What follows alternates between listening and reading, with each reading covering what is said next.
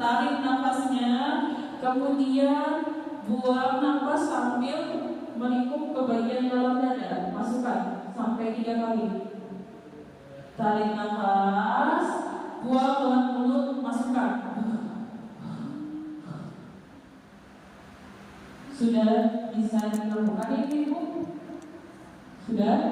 Oke. Sudah ada yang tahu nafasnya lebih nyaman yang mana? Yang ke belakang, berarti dadanya jatuh. Dadanya masuk. Oke. Jadi untuk gerakan mandiri yang bisa dilakukan pada saat sesak nafas, yang buka rongga dada bisa menggunakan kursi. Jadi contohnya ada kursi, sini ada kursi. Kemudian tangannya dibuka, ditaruh di bagian belakang. Ya, pelan juga sedikit.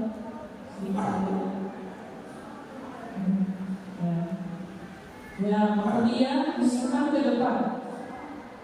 Tarik nafasnya kayak tadi, kemudian buang ke mulut.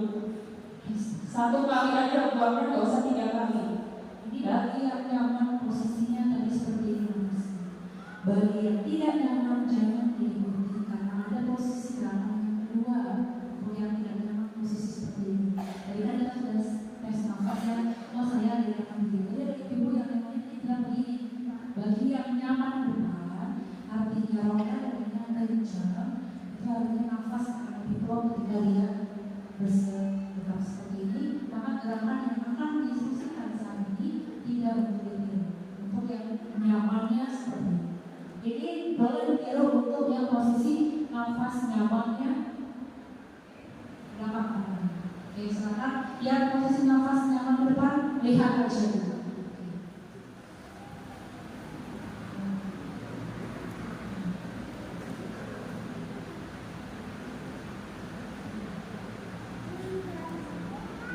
Ini contohnya kursi ya Ibu, bisa digunakan ya. Jadi diregangkan ke depan bagian tangannya, kemudian busukkan dadanya ke depan. Tarik nafas 3 kali, buangnya cuma sekali.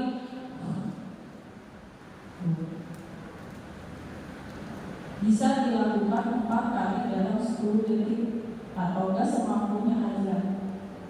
Sampai di sini sudah paham Ibu? Sudah ya? Yang nafasnya lebih enak dibuka. Kemudian yang kedua, secara mandirinya tangannya ya, yang nyamannya seperti dilipat, boleh dilihat dulu. Ya. Jadi kalau nyamannya dilipat boleh dilakukan secara mandiri seperti ini. Kemudian dipegang bagian samping badannya.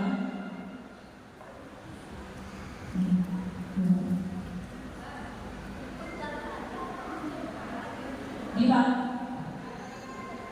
pegang aja, supaya nggak lepas. Dikencangin bagian pundaknya, kemudian tarik nafasnya cuma sekali. Tarik nafas cuma sekali, kemudian fokus ke bagian pertengahan bagian dada, dimasukkan ke dalam. Tarik nafasnya bareng, kemudian buang lewat mulut. Sampai sini sudah ada yang paham? Gerakan yang melipat di depan tangannya. Jadi kalau untuk mandiri bisa dilakukan seperti ini. Tangannya dilipat ke depan, kemudian dipegang bagian samping. Jadi bagian samping itu tidak diseram, tapi hanya menjaga supaya tangannya nggak lepas. Terus pundaknya itu dikuncangin, dimasukkan, fokus ke bagian pertengahan bagian dada, karena dadanya terlalu kencang, cembung. Jadi harus dimasukkan pelan-pelan. Untuk gerakan secara mandirinya bisa dilakukan diangkat tangannya, ya. Kemudian, ya diangkat tangannya bagian lebih nyaman seperti ini, ya. Pernapasan yang suka nyamannya sih. Ya, kalau yang buka rangka dada nggak usah diaplikasikan. Ya, yang namanya tadi lipat tangannya di depan, kayak tangannya di atas, kemudian sama seperti tadi diregangkan, dikencangkan bagian pundak, kemudian tarik nafasnya 3 kali, tarik nafasnya sekali, buang nafasnya 3 kali. Fokus ke bagian pertengahan bagian dada sini, dimasukkan. 1, 2, 3. Sampai sini ada yang belum paham?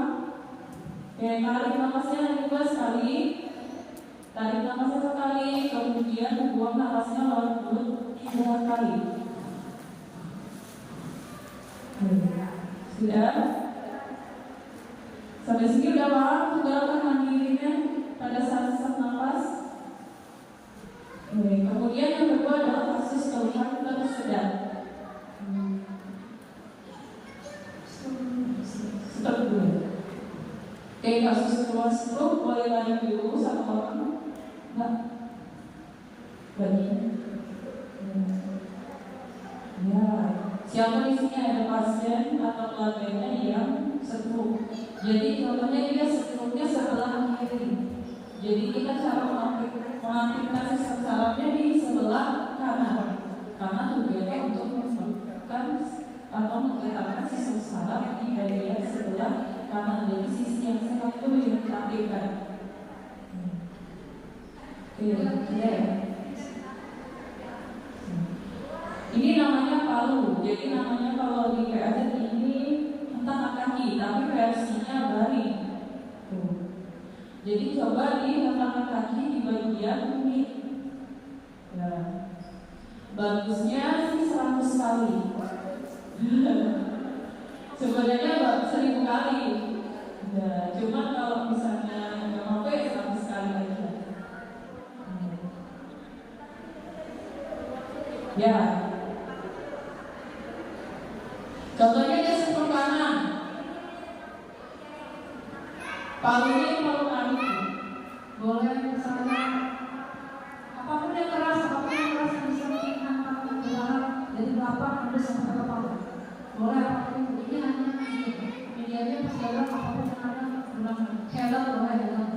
Asal jalan. Tadi yang dipukul itu bagian kulit yang ada tangannya gitu ya. Kalau untuk yang stroke itu gak usah terlalu kuat juga. Yang penting ada getaran yang masuk. Bukan ini enggak. Bang.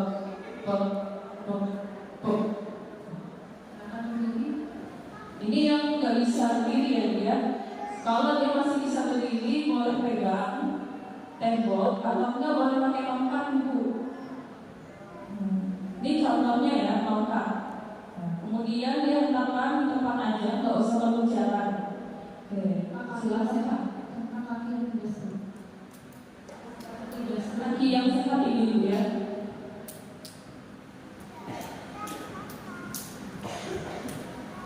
Sampai tangan yang tadi lemas sudah mulai kuat, sampai kaki yang lemas sudah mulai kuat, baru badan insya Allah bisa. Ya, ini kaki yang sehat bukan kaki yang kena stroke. Contohnya tadi stroke kanan, kaki yang sehatnya sebelah kiri. Ini kasus yang kalau dia masih bisa bangun. Kalau dia cuma bisa bangun aja harus menggunakan alat medium. Palunya ini palu kaki. Bukan palu bangunan itu ya. Palu bangunan sakit bu.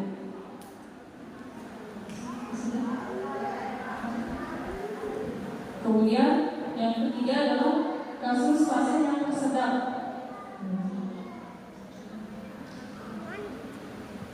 Kasus pasien tersedak ini jadi kita caranya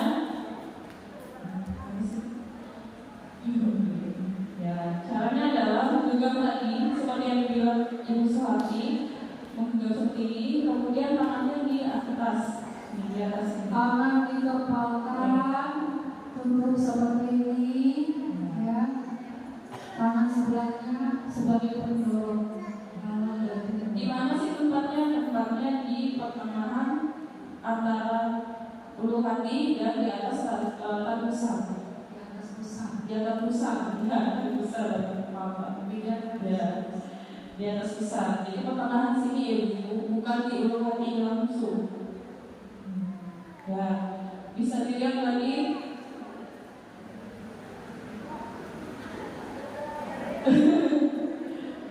Jadi di pertengahan di antara pusat dan di bawah ulu hati.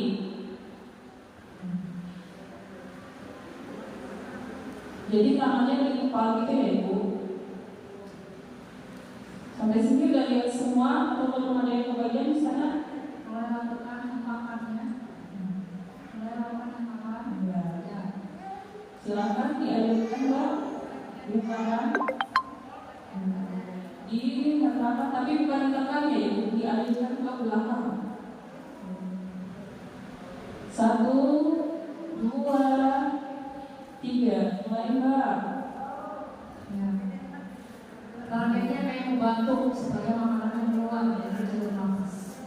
Ya, tapi bentuknya sedang tidak bisa. Oke, coba Mbak. Kalau ada lambung atau jangan jadi korban ya di pos praktek. Jadi lambung yang karena dia pasti kena lambung. Itu kalau enggak. Oke. Coba Juga Mbak. sambil dengan satu lambung sampai satu lambung jadi pasangannya. Ya. Jadi cari pasangannya yang enggak ada keluhan lambung. Ya, coba lagi.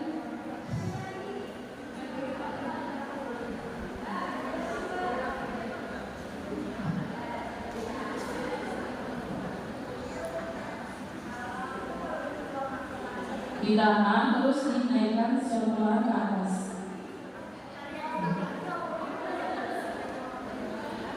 Tadi tangannya digenggam, kemudian dikepal, terus satu tangannya agak lurus, agak genggam naikkan ke atas. Ya, jadi posisinya itu dia menaikkan ke atas. Boleh diperlihatkan lagi Mbak, di samping sini. Ya. Karena ada pertanyaan kalau posisi pasien atau korban itu lebih besar. Ya, ibu pernah tahu ketika kondisi darurat yang awalnya orang itu kebakaran, kemudian dia nggak bisa napas di yang tinggi, tiba-tiba dalam kesadaran apapun itu dia bisa manjat tuh pagar yang itu. Itu the power of tadi orang itu kepepet tuh apapun bisa jadi. Mau besar apa nggak logika ya kita bantu. Yang awalnya nggak bisa apa besar itu bisa jadi nangkat karena keinginan untuk membantu dia supaya bisa bernafas itu lebih penting dibandingkan gimana caranya. Ya, kayak gitu. Itu orang paling itu gitu. Ya, oke. Gimana kalau misalnya itu paling banget? Kalau udah paling banget, silahkan suruh dia berbaring dalam posisi yang begini. Ada yang mencoba kepala di bawah, posisi kaki berdiri dan kita dorong ke atasnya. Ini enggak ini durasi kita ini tidak sempat praktek sekali ya. Pokoknya visualisasinya adalah ada yang mau korban tengah ibu tengah kayaknya aja ada prakteknya di sini.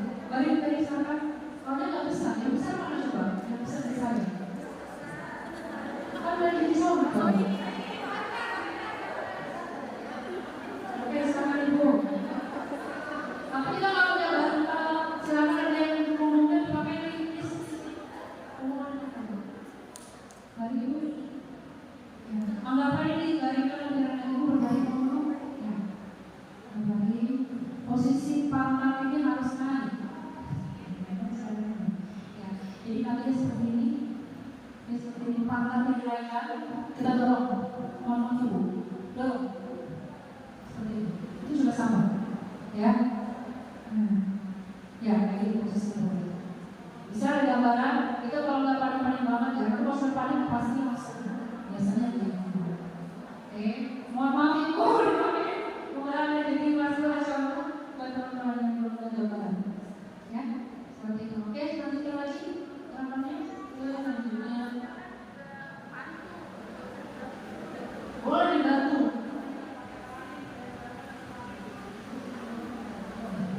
Itu cara dia posisinya dorongan perutnya aja supaya mengeluarkan, supaya dorongan nafas mengeluarkan kesedaran tadi. Nah, oke, lanjut lagi. Keluhan pingsan tadi ya, RGP. silakan. Ini pasien dengan kasus benar-benar nggak sadar. Yang pertama itu adalah kita cek nadinya dulu. Cek nadi. Nadinya kira-kira ya cek nadi. Kalau dunia kesehatan yang lebih cek nadi di tangan boleh dicek. Tahu ibu gimana cek nadinya? Di sini bisa, di tangan bisa, di sini. Ya, cek. Sudah, kemudian dengarkan napasnya dulu enggak? Dengarkan napasnya dulu. Salah jempol. Kalau di tangan, nadinya yang dicari yang searah dengan jempol. Dilihatkan dulu ya, dilihatkan ke ibunya, diangkat Kak.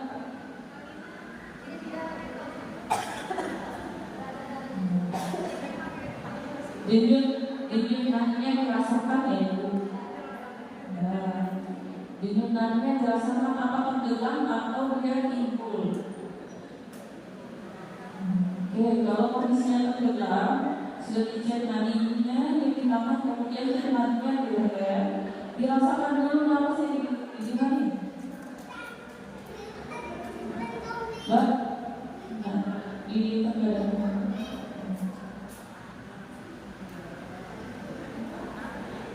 Nah, kalau sudah nggak ada, kemudian diangkat sedikit kepalanya ke atas, didongakkan.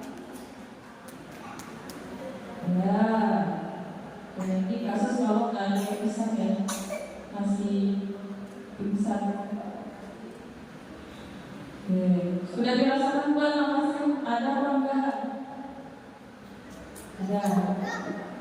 Oke, sekarang boleh dilakukan NCP.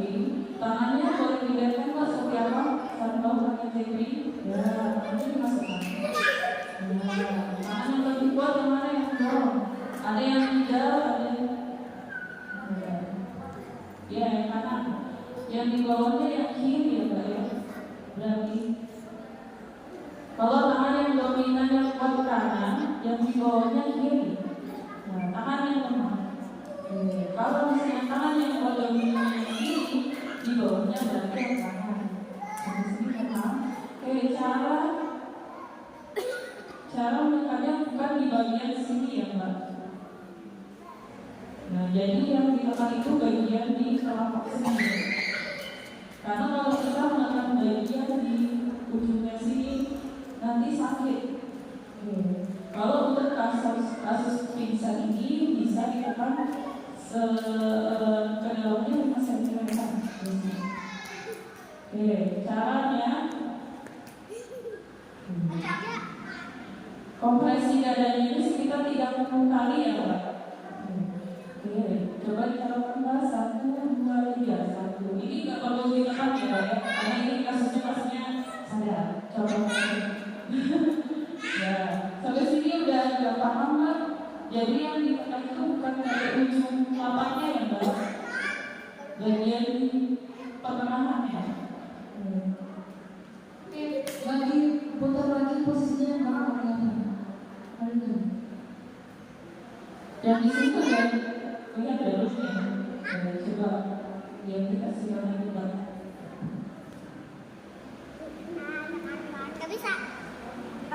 Gak bisa aja. Terus dengan protein susu, dadanya orang tengah sejajar dengan protein susu masuk ke tangan. Oke. So dari sisi kiri kanan susu. Aku nggak boleh main ngatung ya. Boleh. Nggak boleh. Kaki bisa sampai ditinggikan supaya lebih cepat. Ini kakinya posisinya agak pendek, kemudian lilit punggungnya tegak. Yang mendorong itu bukan tangan ya ibu, tapi bahu. Nggak boleh lembut, semuanya boleh lurus ya. Coba masih lembut. 1, 2, 3. Ini posisinya bahu, bukan sini yang mendorong, bukan bagian tangannya yang mendorong. Jadi gunakan ayunan bahu. Ada yang belum paham? Ya, kakinya jangan disembunyi, bukan. Tapi kakinya diangkat tinggi, nggak boleh dijadikan, nggak boleh tinggi, harus diangkat seperti ini. Jadi pas posisi biar kita nggak cedera juga. Terus kakinya harus diangkat karena melihat oksigennya itu normal.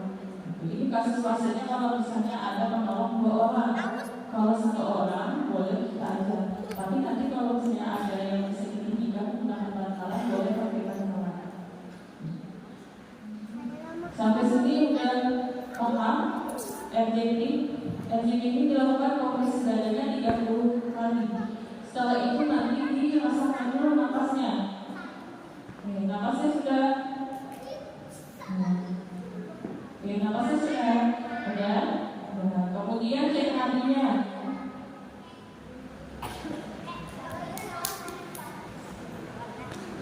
Kalau misalnya responnya sudah ada tapi pasiennya masih ada keluhan lemes, tidak terlalu sadar tapi udah setengah sadar, boleh kita lakukan namanya energi booster di KPAZ. Jadi kalau untuk energi booster bisa dilakukan di manapun juga. Kakinya ditutup dulu. Jadi diperlukan pasien sadar tapi lemas. Kalau misalnya lututnya tidak bisa lemas sampai ke bawah, nggak usah dipaksa, segini aja. Karena segini itu juga karena udah terasa. Kemudian dialihkan kanan dan kiri, jadi dipompa bergantian. Ini posisinya kalau ada 2 orang, kalau nggak ada boleh kita lakukan ke bawahnya, kepala, kemudian tangannya diikat aja.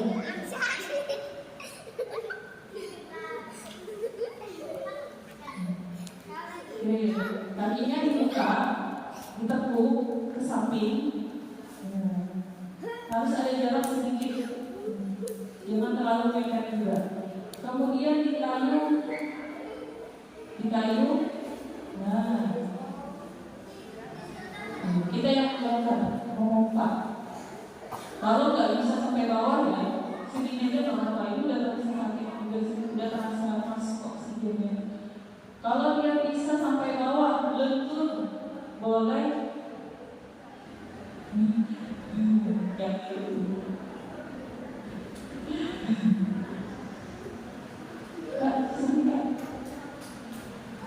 Terus kayak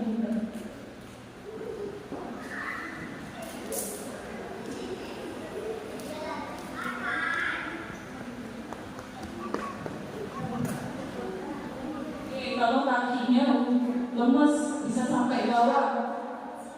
Jadi posisi kita sama seperti tadi, cuma bedanya dia pegang di bagian area tempurung, bagian sini tuh. Bagian ada tempurung di sini ya.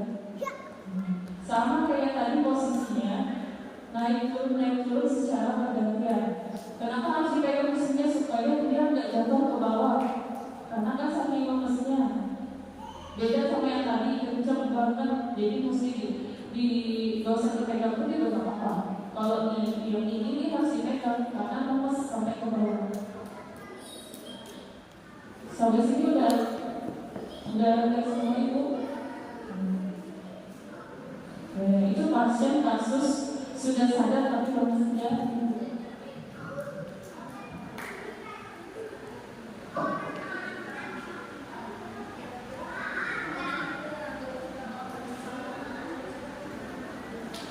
Kalau misalnya salah mengenali kita ada teknik pijat aja Bu.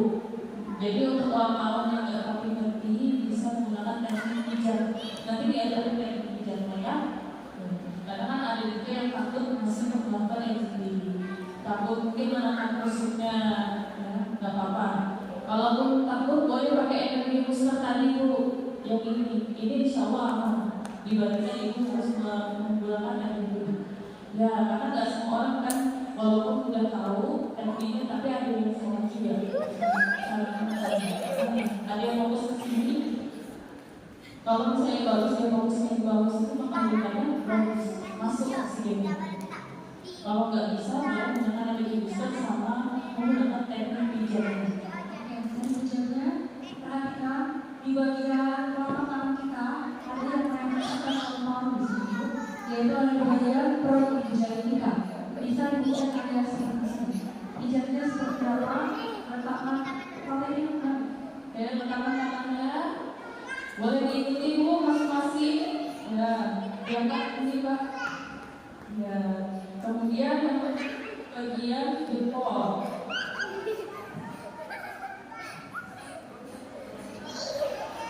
Dia tarik menarik ke atas tapi jangan sampai lepas ibu-ibu. Berdiri dulu biar kelihatan dulu. Berdiri dulu Pak. Di atas kan.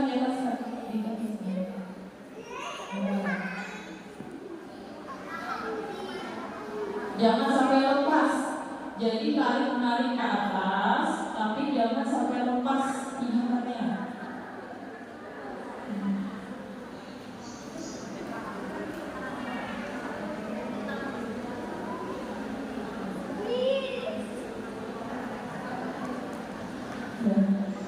Ya, ini kan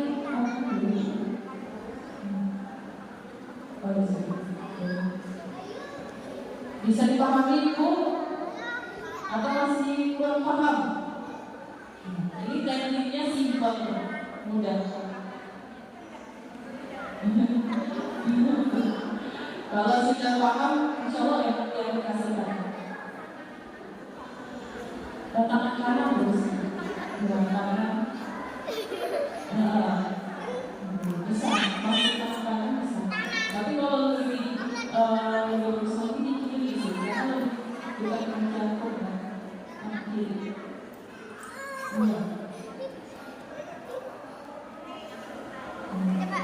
Dia dua jempol bersamaan, tarik menarik ke atas. Dua jempol bersamaan, tarik menarik secara bersamaan dan bergantian. Jadi naik ke atas dulu yang satunya turun. Naik ke atasnya satu, yang bawahnya turun, ini naik lagi. Kekuatannya